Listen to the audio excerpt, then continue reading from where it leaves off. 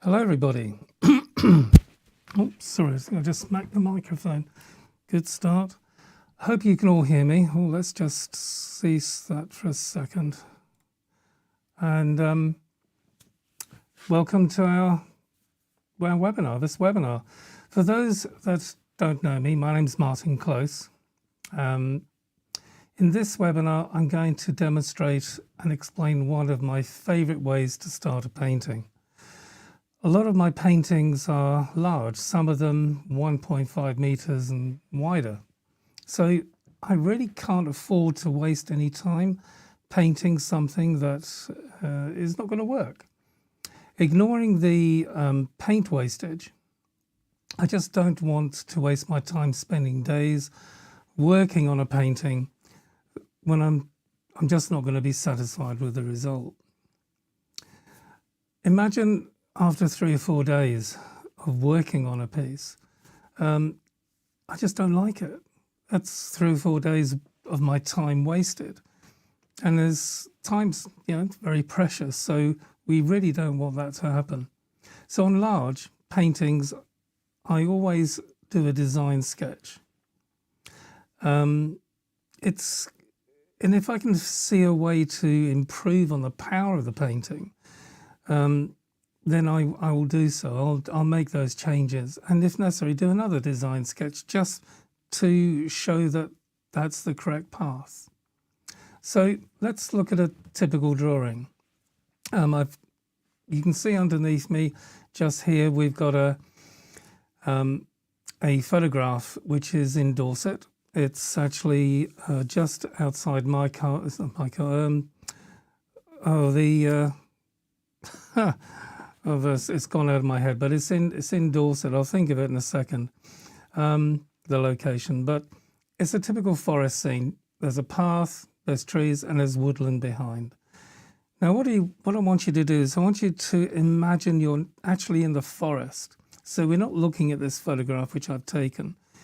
You're there where I was, and all around you is woodland and forest. So where do you start? And it's this which is really key. What you need to do is I call it the 5 steps of starting a painting. Number 1, you've got to decide what elements are going to be in your drawing or painting. There's a fallen tree on the left, and then you've got 4 trees and a path, and it's a nice balance. So you've got to decide what it is first that you're going to be painting or drawing. Number 2, you've got to see the bottom and you've got to see the top of your subject.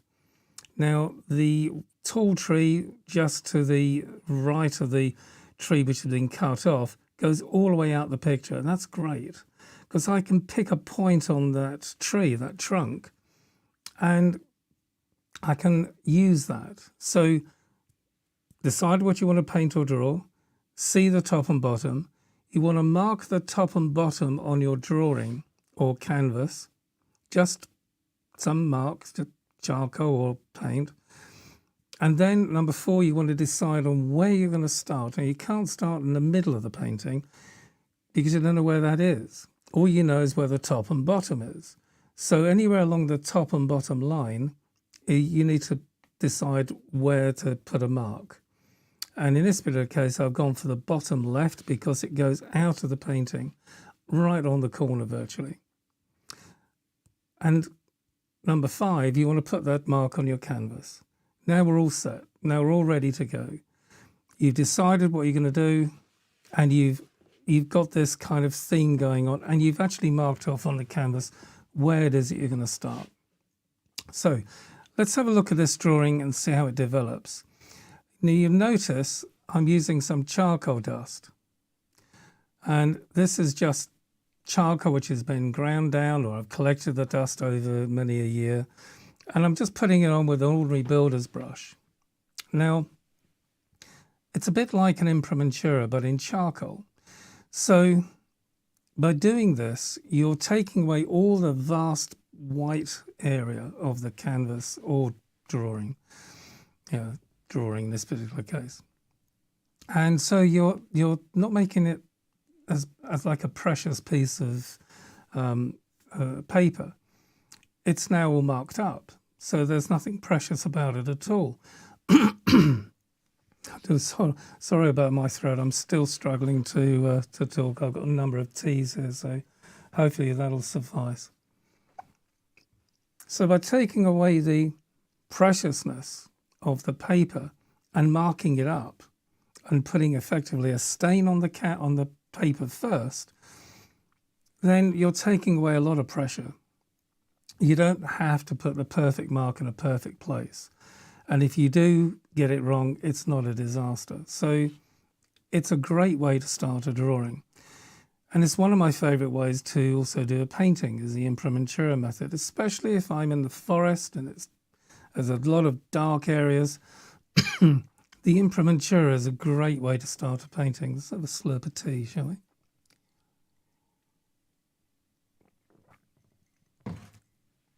Now we do have a live chat connected on, which you should be able to see on the screen. It's to the right, I think it is, on YouTube, because we're doing this webinar via YouTube, so there should be a live chat there. Please do interact. Any questions, anything you want to say, just type it at the bottom. I think if you need to be signed into or registered or something like that, but you should be able to do the live chat with me. So if there's anything you want to ask, please go ahead.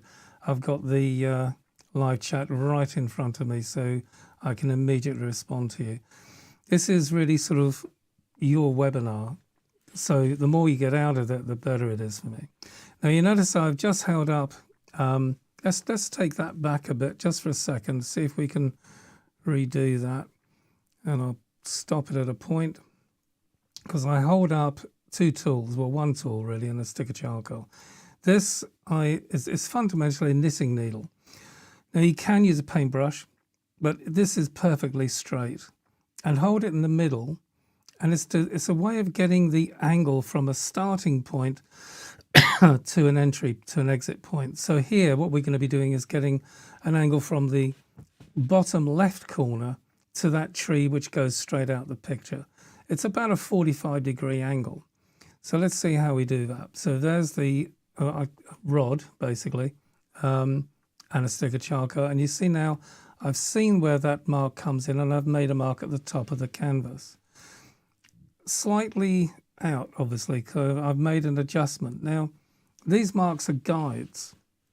Treat a guide, as I say to all of my students, like a National Trust guide, you know, sort of peak cap, corduroy trousers, his name's Bob or whatever. And a terrible stereotype, do apologise to Bobs, but effectively, those guides are there to help you. They're there to tell you where to go. So if you make a mark and it's wrong, well, don't worry. The mark is there to help you. So it's a guide. So you can then take another look at it and make a slight adjustment as you need. Without a mark being on a paper, you got no idea where to go. So any mark is better than no mark at all. Just try and get it ish in the right place for this. Yes, it does help. And you can see now what I'm doing is I'm just putting the rough guides. I've got the rough guide of where the horizon is, a rough guide of the shape of the path.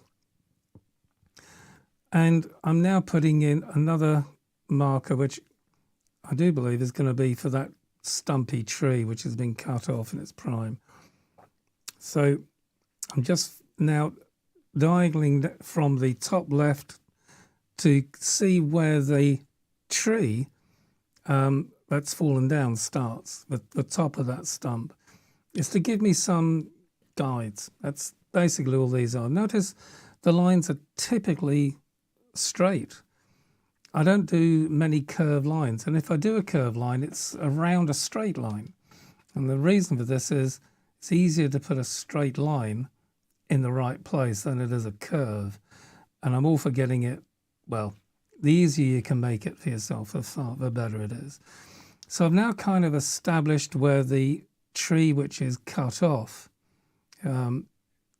is positioned. Now I can easily change this. It's charcoal. It's not written in stone. So if, as I progress the drawing, I feel, oh, it could be a few mil to the left or right or up or down, no big deal. Make the change. We worry too much about making changes to paintings and drawings. It's a bit like going to the dentist. You suffer toothache for like 3 months, 4 months. You go to the dentist, he sorts it out in 15 minutes. Don't, for one thing, don't at any point feel you can't make a change. It's better to make a change at this stage than to go to a painting and you're using colour, your colours mixed up, you're using the colours you've mixed, and then going, oh yeah, that's in the wrong place. Don't do that. It's not a good idea. That's the other key thing about charcoal. And forgive me if I'm repeating myself, as I probably will do, just to say sorry now and then it's over and done with, is that with charcoal you can make changes. And it's not going to be a huge disaster. It's easy to lift off. At the end of the day, you've got a putty rubber, which will take it right down to the bare paper. So if you were to invest in something like your time and with paint, for example, before going to this stage, and you get it wrong, I mean, that's a whole different matter. You could have spent 3 days doing it. It's a waste of materials. It's a waste of your time. You don't feel good anymore about the painting. You, quite frankly, probably just want to go and have a large glass of wine. So it's best to have the large glass of wine, but not worry too much about the painting, if you know what I mean. Anyway, let's get back to this. So I've now switched right over to the other side. I've kind of got where the fallen tree is, ish. You'll see me later on the drawing making some changes to that. But for now, it's an ish. It's in place. And I've swung to the right to the other side, and I've put that other tree in, the furthest one on the right-hand side near the path.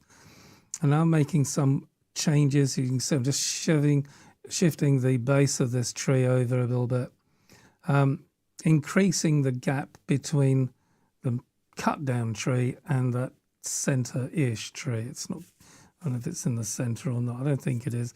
If it is, I wouldn't like it to be. I always shove it over to one side or not.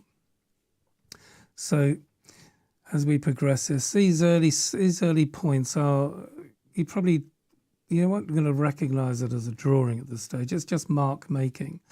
You're putting in 1 or 2 bits and pieces which you can then change, frankly, if you have to. This is interesting. You notice I've gone straight into putting the shadow in. Now, the 3 rules, or 3 rules, not really rules, they're the 3 main features of any drawing and any painting that artists will constantly talk about, and especially as a teacher, we teach all the time, is proportion, line, and mass.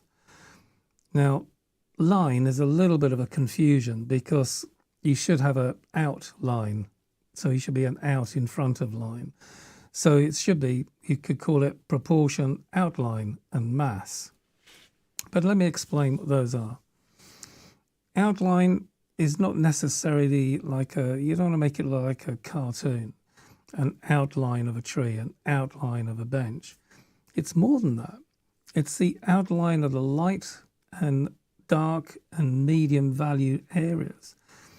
So if you see a forest like this has got dark patches in it, you can see clearly where that one was. Put it in. It's mass. And mass meaning a mass of value. And value obviously is tone. So you've got light and dark. So you've got the lightest light and the darkest dark.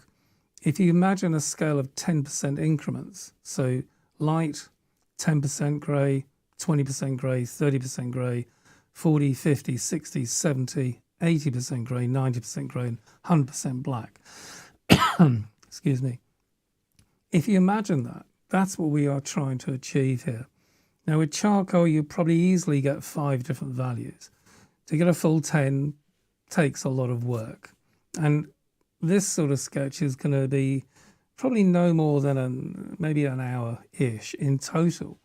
So we're not going to go for a great drawing prize here. We're going for literally, yes, proportion. Make sure the things we want to be in the right place are in the right place, and they're correct. You don't want to do a painting where there's a caption underneath it saying, "Hello, yes, I am actually a forest." You want that caption to not be there. People should look at it and go, "Wow, look at that, it's a forest." So try to get the proportions of what you're doing correct. Outline of the darks, outline of the lights, outline of the medium values will give you a drawing really quickly, and it'll give you likeness. Ask any portrait artist. If you get the lights and darks in the right place of a portrait, you'll get likeness. The detailing is almost a rude word, because you want to stop yourself going to detail as much as possible on anything you do. So you won't see anything here which looks like a leaf. Hopefully, anyway, because what's the point? You're doing this drawing to check the harmonic design of the painting. You want that to be powerful. You want it to be balanced. If the horizon was, say, in the middle, for example, it wouldn't be anywhere near as powerful as it is having the horizon on that quarter harmonic. And that's very key. It's really key. Years and years and years ago, I used to own and run an art gallery, and I could always tell which paintings would just not be worth unwrapping, because they'd come in and we'd take the bubble wrap off and we'd keep the wrapping around the frame, so to speak, so it's all protected. And I go, yeah, that's not worth it. We just lean that against the wall, because that would go within the first hour we opened the doors. And sure enough, that was the truth. Paintings which sort of stuck, just something about them, but they would be discordant. They would be too complicated, too distracting. So you just wouldn't want that. And I think that's a really good point to make, because you really don't want to make your drawings or your paintings weak. You don't want to put every hair or every leaf or every blade of grass in. You want to put the bits and pieces of the details in that you need, and don't put the rest in. Why need you do that? You know, we're not painting a photograph. Well, we are in this case, but we don't want it to look like a photograph. We want it to look like a painting. So if you wanted a photograph on your wall, well, buy a camera, buy print. So we don't want to paint a photograph. We want to paint a painting, in which case we have immense control over what we do. Now you see here again, I'm just lifting some highlights out with a putty rubber. It's a shape which is kind of part, but halfway up the trunk-ish of that stump cut off tree. And you can see around it there's a dark mass of charcoal. Not accurately put in, it's fine. It's just a dark mass. As opposed to the sky, which you see, which is light mass, which I haven't actually lifted the light mass off yet. But already you can see this beginning to take shape. And we've only been doing it, I don't know what, probably 10, 15 minutes, I'm not sure. But it's early on. And we already got the main features, the main elements of the painting in. We got path in, we got the horizon in, we got the four key features, those trees in. Let's have another slurp of tea. And so now it's a question of just putting in more values You can see now I'm working on actually the foliage. It's the distant trees. I'm not just putting those in as a rough shape. Again, rough is good enough to go at this stage. I can refine it. I can add, lift off, change, move, all sorts of stuff. Do excuse, honestly. Hopefully I'll be well in another, I don't know, June.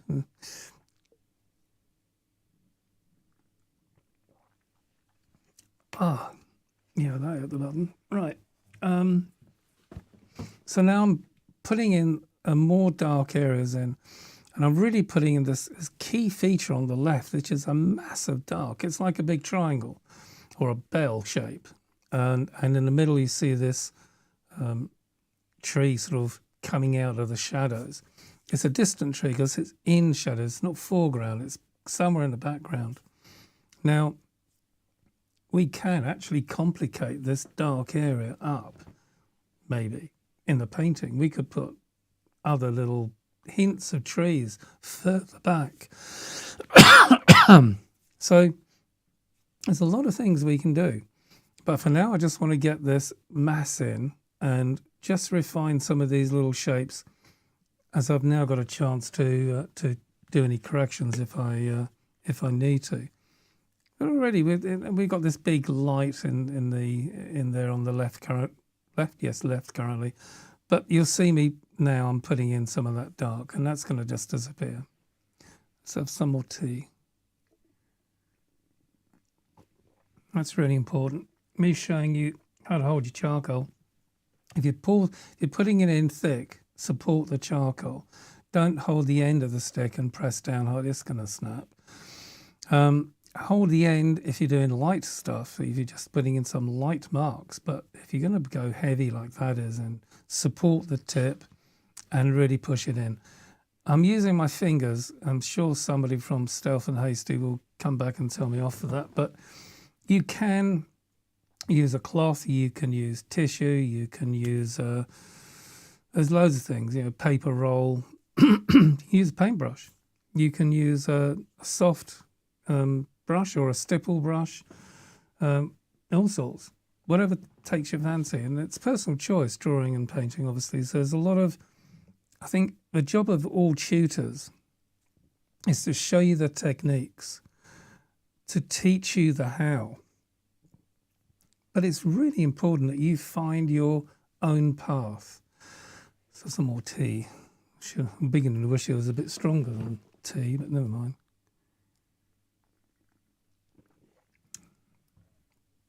Okay, so like I said, do put something in the chat if you have any questions. Just feel free to go ahead and do that, and maybe take a small break from this just for a second. It really helps us if you subscribe to our YouTube channel, like the videos and things like this. We're trying to get support from that channel and become monetized. It's going to take a few months, I'm sure, but every little helps. So it's if you do, we tend to hopefully it's going to be more regular. I've been not very well over the last few months, but we're getting out of that now. So the idea is that every week a new video will go onto YouTube, promo video, short vids, entertaining, showing stuff like this, but maybe a little bit more relaxed state, with the main videos coming in obviously to the online school, which is martincloseartschool.com, where you can subscribe and get full tuition on these projects, which we've got numerous projects which are on the go.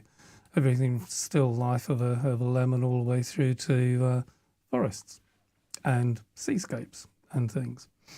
So anyway, you can see now, just put a guide as to like where one of those other trees were coming in. And I can see now, it's quite funny. You don't always see this when you're doing stuff, but I can see that could have done with being pushed over to the right a little bit. But hey, never mind. Maybe I'll do that a bit later on when I see these things. It's amazing what you see when you're sitting down looking at stuff. But so here we go, another slurp.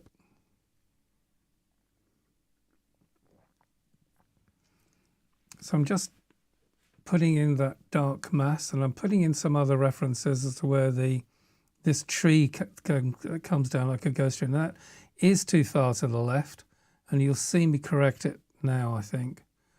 I've gone, oh yeah, that's a bit too far. Oh, there you go. I've got more to the left. Maybe I'll need glasses. But maybe actually thinking about it, maybe that's not so bad place, but it could do with being slightly to the right, but never mind. So I'm now just putting in these guides. Now these are just placement guides because it's the foliage which is going to make that tree pop out. And these branches aren't going to do it. It's not going to, it's just rough. You can see a bit of hint of foliage going in there, and I'm just smudging in the charcoal. And all I'm hoping to do at this stage is get the rough outline, the rough design of what I see going in. Do bear in mind when you're looking at this, or you're doing these sketches yourselves, they're not really drawings. If you're going to do a drawing, you're going to have, what, 30 hours on a drawing to give it justice. 3, 4, 5 days maybe. This is an hour. It's at best, like I said, it's a design stage. It's me going, I wonder if this works. What is it going to look like if I draw it out? And at the end of this, I might decide, okay, well, that tree in the middle needs to go further this way. The path needs to maybe bend around a bit more. I need a little something else here, like a rock or a feature in it. I can change it.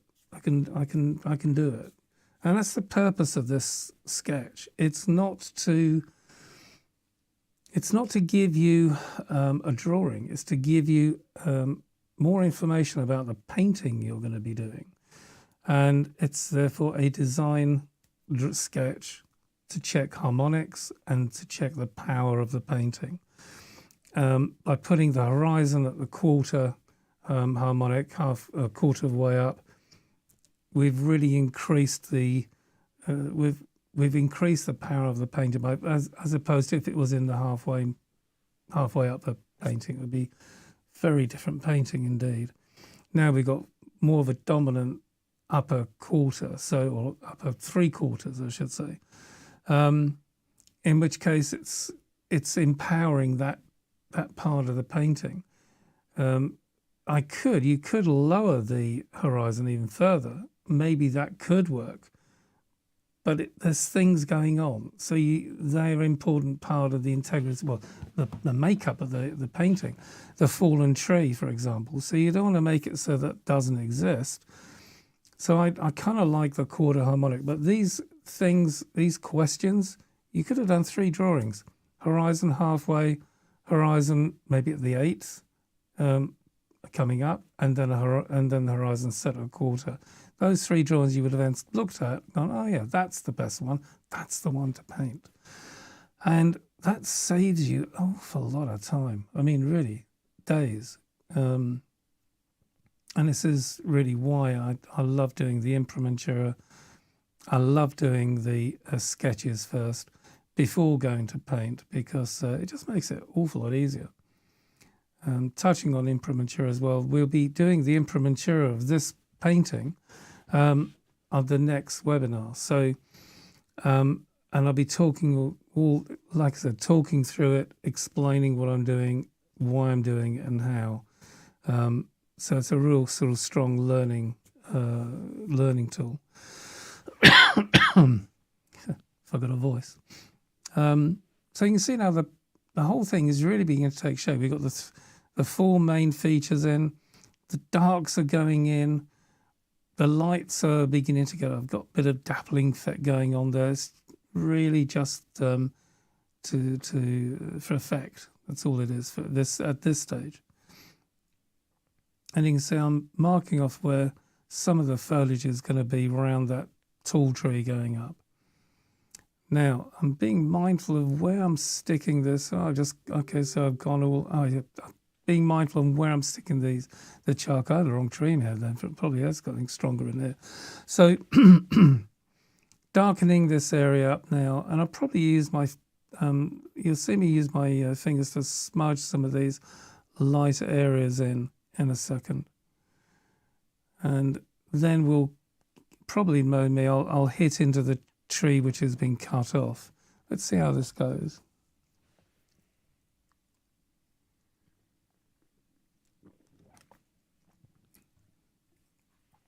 It's quite a bold, the paper I'm using here, by the way, is a reasonably good quality cartridge paper, slight tooth on it. And the charcoal is just cheap charcoal. It's just willow charcoal.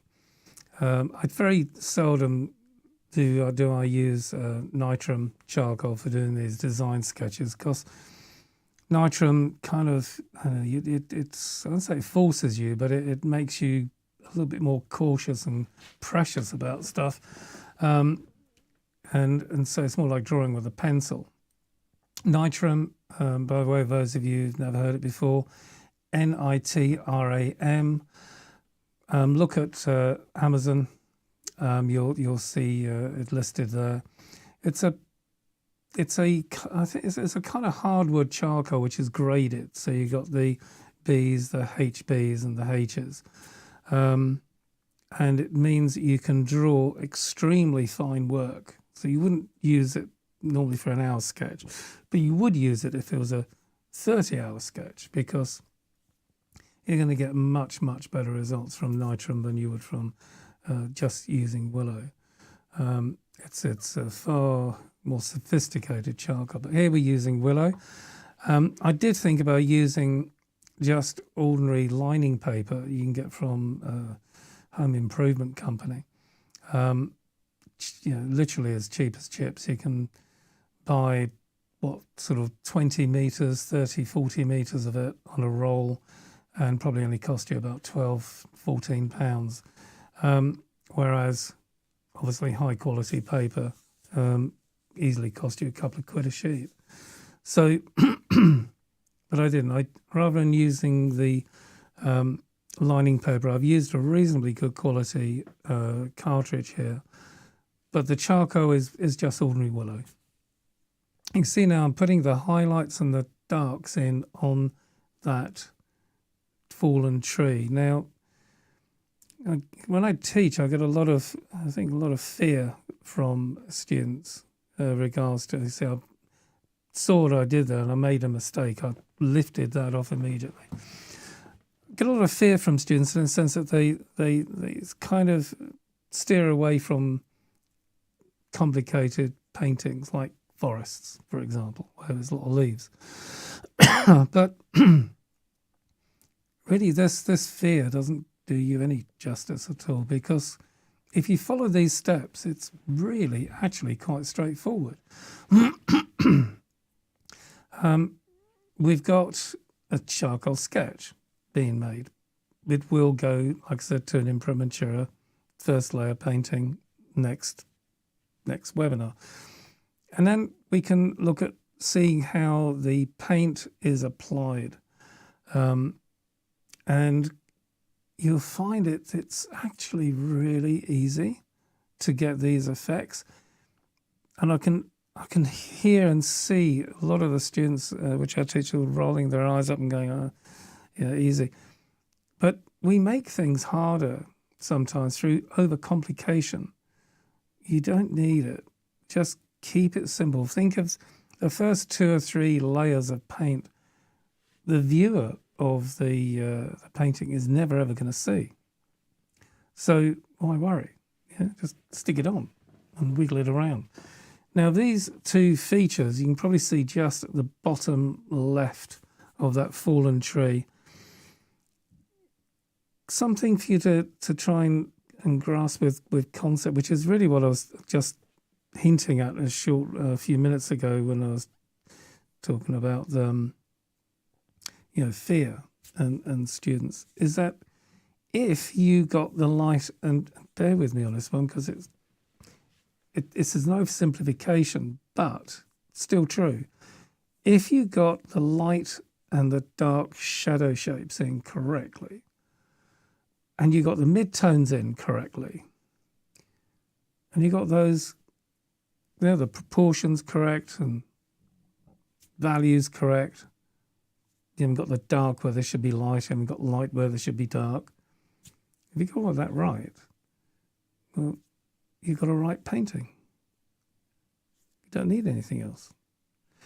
You don't need to worry about the leaves and the pebbles and the whatevers.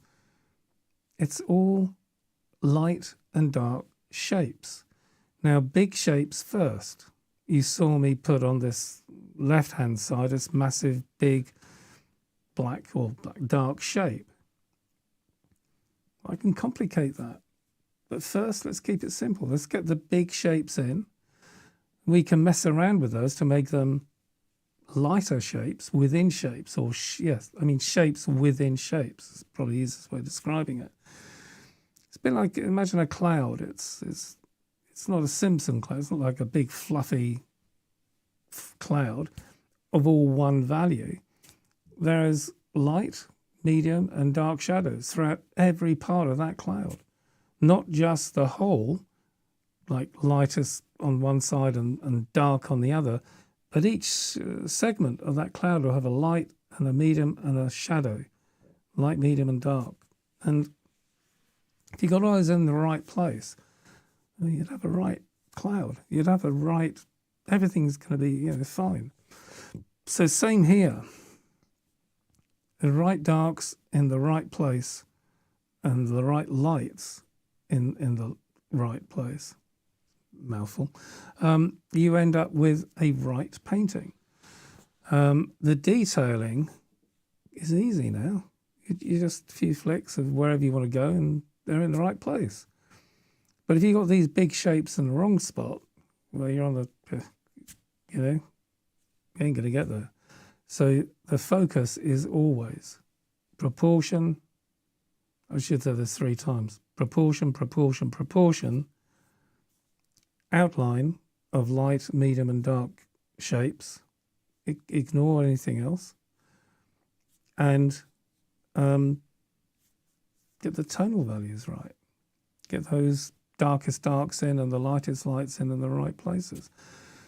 And then you'll have a most amazing drawing or amazing painting. So this tree, as I've been talking, has been worked on. You can see you've got the bare bones of it now. I mean, yes, there could be a few things that could be better, but at the end of the day, the bare bones are there. We can fiddle with it and we can make it better, and if we wanted to do that. But this is all about, like I said, an hour sketch. Here we go. Look, we're lifting that path up now. I've been waiting for this because it makes a big difference when you start getting some lights into a drawing. And right now it's looking a bit dark and a bit kind of, okay, you sure this is going to work? It does. So now we're lifting off some of these light shapes. I'm hinting the path goes back past that highlight. Can you just see that? And if you look closely on the photograph, it does. It goes into the darkness. It doesn't just stop at those dark shadows. A few trees being pushed in, distant ones. And you'll see me complicate that even more later on in the drawing. Sorry. Hopefully. I've been October, November and December were not pretty. But hopefully we'll get there. Hopefully my lungs will recover.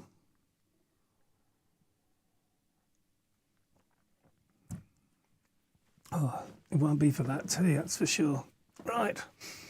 So I'm now lifting off some of the highlights of that second tree on the right coming in. And this is going to make a big difference. Bam, look at that. I mean, it's not perfect. It'll be worked on. But again, look at what happens when we start lifting. And this is with a putty rubber. Now, with a putty rubber, it's important you knead it. And so let me get a putty rubber from over here. So there's a camera. There's the putty rubber. So if you were to do that to it, this is from Royal Talens, Rembrandt. So You should be able to get this Amazon online. I've never seen it. I think there's one or two shops in the UK will retail this. But the grey rubbers are much better. Look at this. It's like, you know, the hotter it gets in your hands, if you rub it together, the better it is. But it's self-cleaning. But you can make a shape. Whoops, you can see that? You can make a shape. Let's bring it over here. Hang on a second, I'm going to bring it over here. And as you make a shape, you can then use that. You can make a pointy shape, all sorts of different things, or just a round, whatever, and just dob it, wiggle it, all sorts of things with it. So pattern rubber is what I'm using here to lift off those highlights. And it's beginning to look a little bit like Christmas now, I think. We've got the big main things in with those big elements in place. An element, what I mean by an element, by the way, is the way I see this, you got the path as an element, the fallen down tree as an element. Those 4 other trees are elements. So there's 6 elements that I would say are very vital to get right within this drawing or painting. If you're going to do a painting of a singular lemon, then there'd be 1 element. If there was 3 lemons, 3 elements. So you get the picture. Excuse the pun. But if you deconstruct a painting, if you take a photograph or you look at a scene and you deconstruct it, what you're looking for is elements. What elements do you want to put in your painting or drawing? It might be a park bench, it might be a fallen down tree, it could be a I don't know, flower or anything. Identify as an element and put those in the places that you want to put in. Try and restrict your elements to odd numbers like 1, 3, 5, 7. Although the higher the number, the more diluted it gets. Here we've got 1, 2, 3, 4, 5, 6. That's an odd number. So frantically looking for another. We'll call a bush an element. There we go. I'll get myself out of trouble that way. But generally speaking, try to make them odd numbers. For some reason or other, they are more appealing than even numbers, so everybody tells me.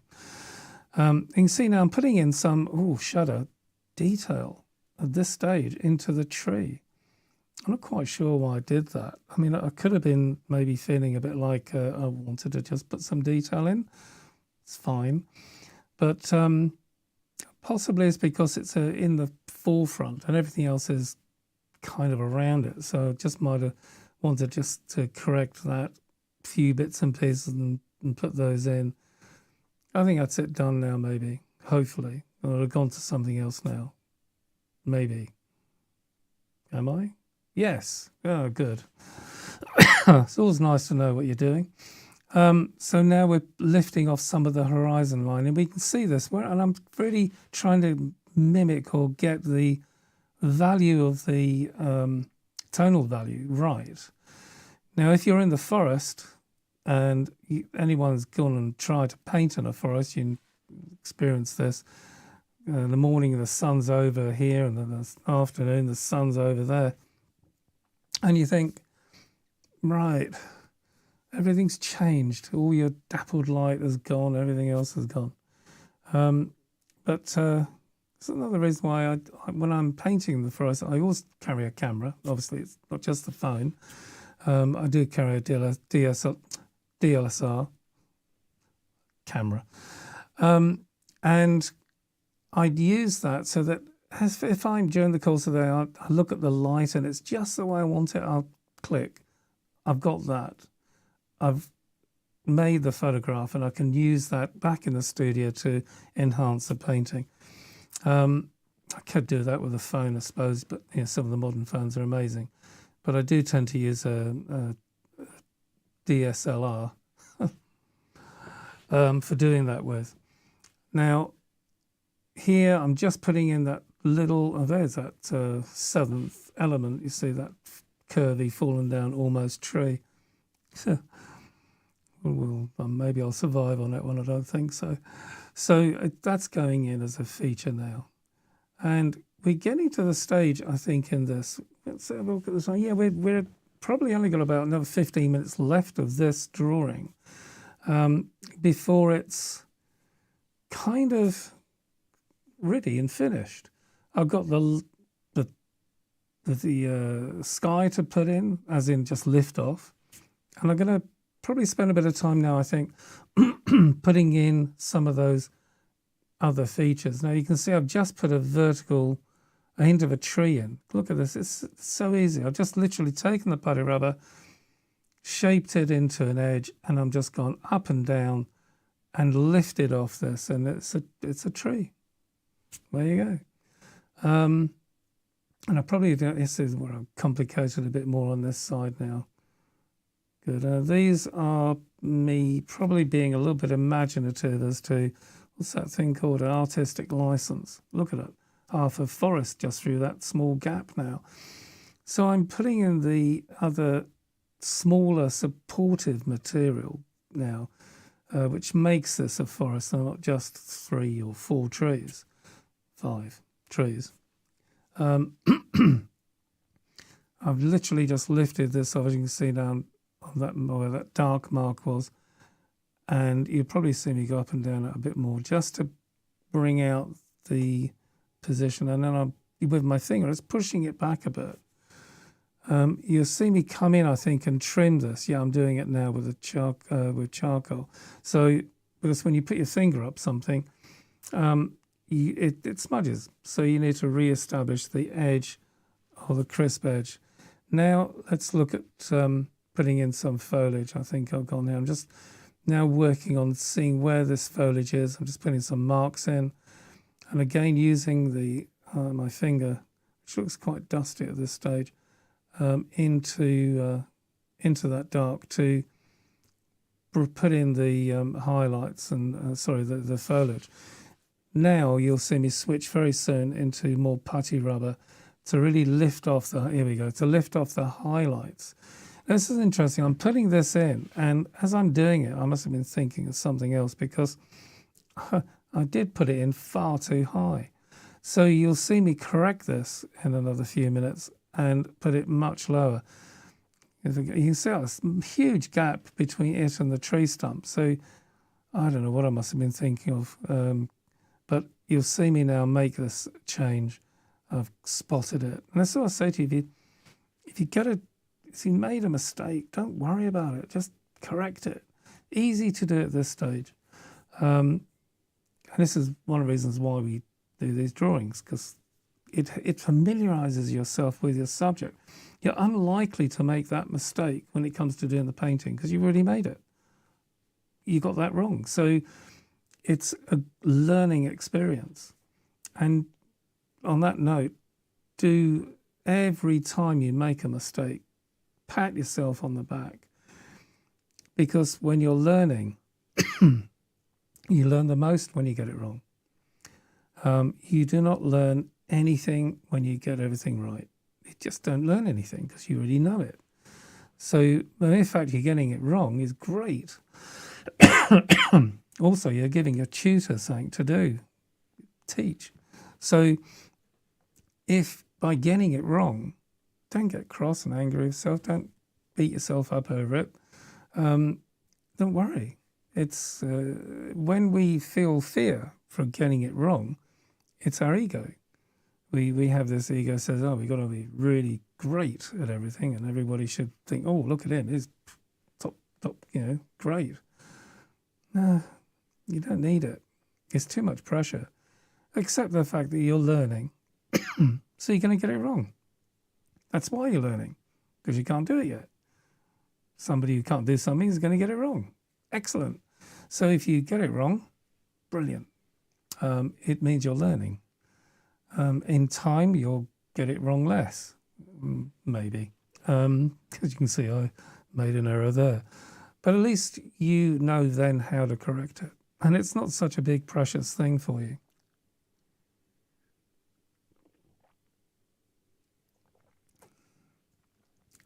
Lemon tea, by the way, I think. Mint. It smells like lemon. But yeah, so now what we're going to be doing is developing this up, complicating it a bit, hopefully getting a bit ish right. It'd be nice, wouldn't it? But it's already beginning to look a lot like a forest. And from what we've done already, just here and now, there's enough information on there to go to a painting stage or make the decision whether to go to a painting stage, which is the entire purpose of doing this drawing. Is it good enough to go to a 6 foot wide painting, or should I maybe do another drawing? Either way, it's good practice, and that's really the most important thing. See what I'm doing with this, the putty rubber, he says, with a stick of charcoal in his hand. I'm just doing that corrective shape, I think, and I'll come back in with the putty rubber in a second.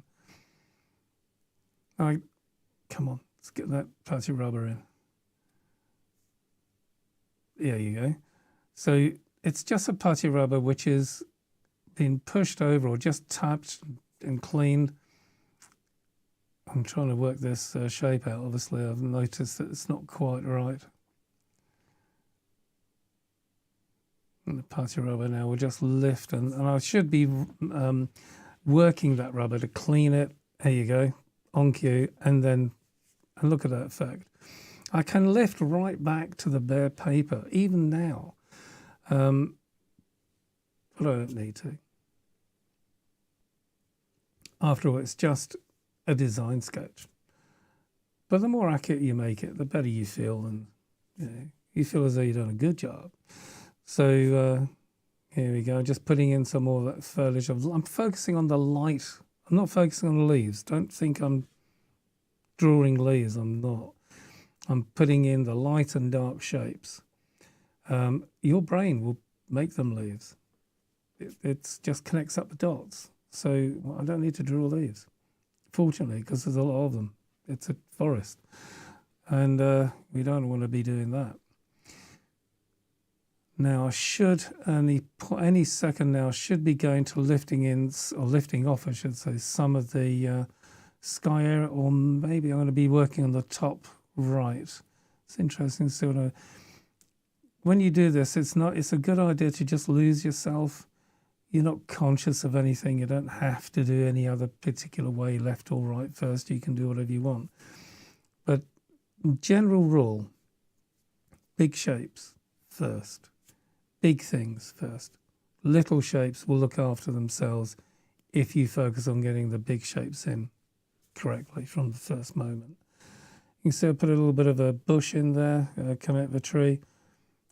It's a representation of a bush, but it's there. I'm kind of, at this point, I'm beginning to feel quite good at a drawing because it's an interesting design.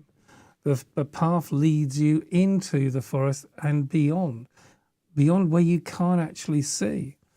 Now, that's a really nice story. If you look at a painting and it has a story to it, it's like it's telling you something. It's telling you something that is a great mystery. Could be like you're on the path.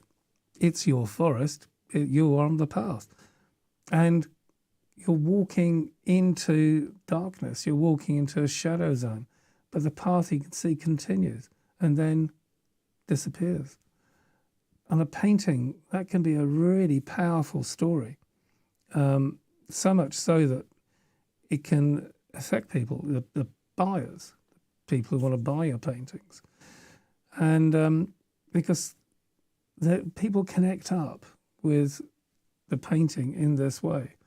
If a painting doesn't have a story, if it just is a painting of a forest with, it's different.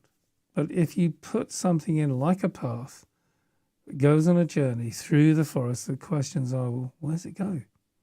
Ooh, And that can be a very powerful reason for someone to buy a painting. You've captured their attention and you've now got them thinking of, it could be the forest they've walked on in the past and had a nice experience, had something happy happen to them whilst they were walking in that, or a happy memory, anything. I personally, for me, Everyone's different. I find a great deal of solace in nature and forest in particular.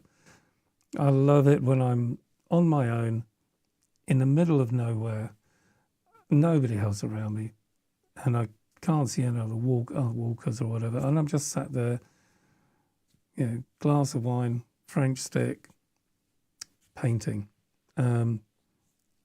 It's magical, and I love every minute. It could be raining. In fact, once, David, if you're listening to this or whatever, David Booth. I mean, David and I were painting in a forest in Dorset, and it started to rain. True hardened, arty folks, we ignored the rain, and several hours later, we looked like a couple of drowned rats. I had water in my eyebrows and pouring down everything. We just looked at each other. You know what? Fortunately, my wife came to pick us up, and we went round and had a meal in a pub, dried out. It was, but still, painting it was a great experience, even though it was raining. So you can see now I'm putting in this light and dark foliage. Now, I'm not doing the leaves. It's just light and dark shapes. And I'm using the photograph as a guide. If I was in the forest, I'd be using nature as a guide. What I was actually be seeing, which in this case is the photograph because I took it. Now you can see I'm just lifting off the sky, lifting off these highlights. And that's really good fun. That should be lifting now back to the bare sky.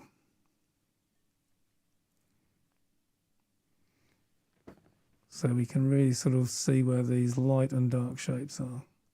And now that top left is going to lighten up, and that's going to give a balance to the bottom right, which is the path. And it's going to make it a lot more interesting.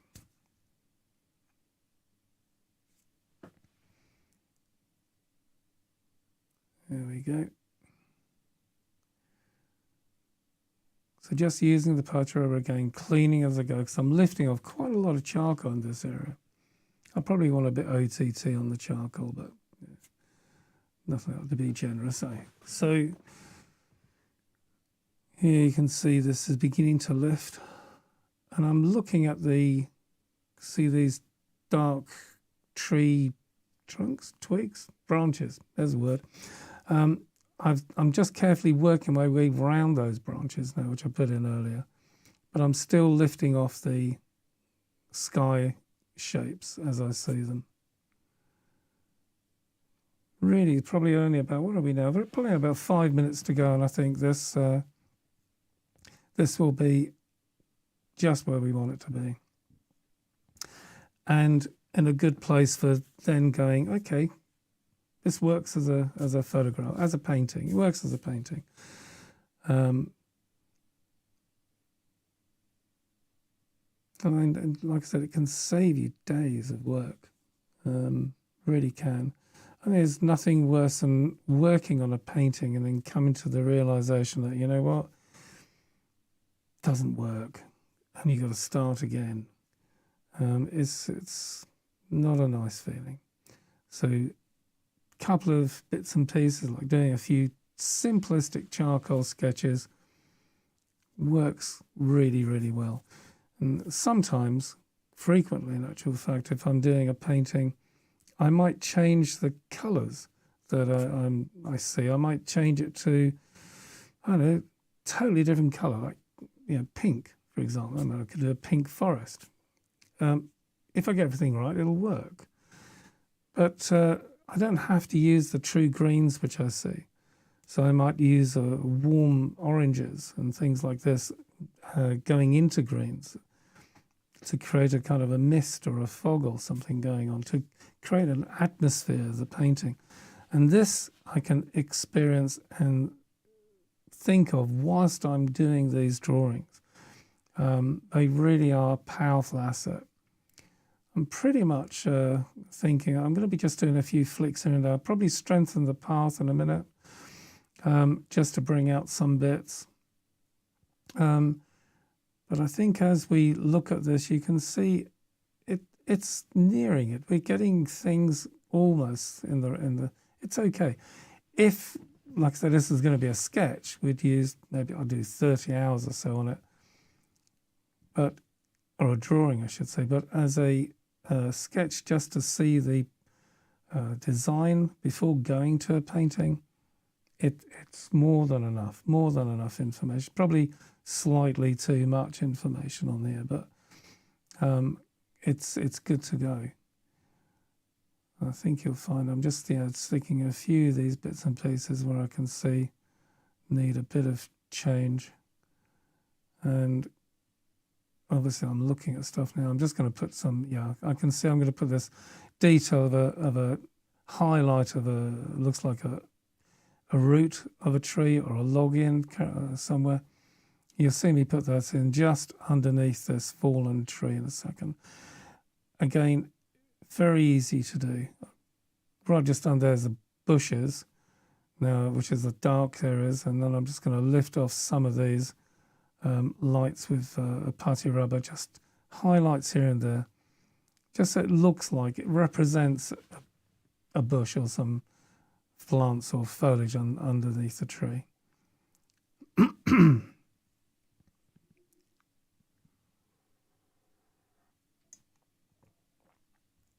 So I'm putting these few bits and pieces in, so I do hope you've enjoyed this. We're going to be doing these webinars on a very regular basis, and what I think I might well do is to, the initial plan was to do them once a month, and I think I might do them a bit more frequently than that because they're good fun. You can see that, look at that highlight, dark, bang, it's a root. It's there. And you can spend another 5-10 minutes making it look just wonderful, but you don't need to. Not for this sort of sketch. But it's a good reason to put it in because you can see, yes, it's an important feature to include, something that you don't want to leave out. Now, I think what I need to do now is to literally just reinforce the path, to put some kind of character into the path area. You can see me just now about to do that. So horizontal strokes, not up and down, but generally speaking horizontal, working my way down. It's the shadow, effectively, that the path leaves, so that it looks like the path slightly raised, or the path would be slightly lower than the surround. There you go, look at that. Few marks here and there. We are so near done this now. I might just lift off, here we go, look, I'll just lift off a little bit of a pathway just to bring it back. But I think really it's a good sketch to go. My thoughts are try and do, I don't know, just a sketch a day. It doesn't take a long time, but it tunes your eye and it makes you practice the things that we need to practice. And I think that's basically it. Not a lot of things going on. I think you can see much more happening. I'm fiddling around, which is kind of a bit overkill. I'm just putting a few marks here and there. And you can see it just makes it a little bit more interesting. This is probably my ego going, need to make it look a bit pretty. But I think really we are kind of done. I'm looking for things now which I need to do and improve maybe, but I don't think it's much to do. So you can see there's the finished sketch and we're done. I've got a choice. If I'll leave it probably a day, come back to it, look at it and go, okay, yeah, no, that works. And then decide what sort of painting to make, what size painting. I might go for something, if I'm not 100% sure that it's going to be really, really powerful, I might go for, I don't know, like a 20-inch by, sort of, 30-inch or something painting first. And if it works well at that stage, then I might go for a really big one. But bear in mind, a large canvas alone can cost you over £100. So every bit of thought goes into it, in the long run will save you. Please do subscribe to, like I said, the YouTube channel if you can, if you haven't already done so. Every little support helps. These webinars will be, they're all recorded and they'll go live onto our online school, the martincloseartschool.com, within a few days, and they'll be there permanently for everyone to draw reference to. So, yeah, I hope you've enjoyed that. If you've got any questions and you think of later, please do just email them in or message them in to me. And like I said, these webinars are for you. If there's any subject that you need help with or you'd like a webinar to be made on, just let me know. It's we'll do it. And I wish you all well. Hopefully I'll be well above the next one.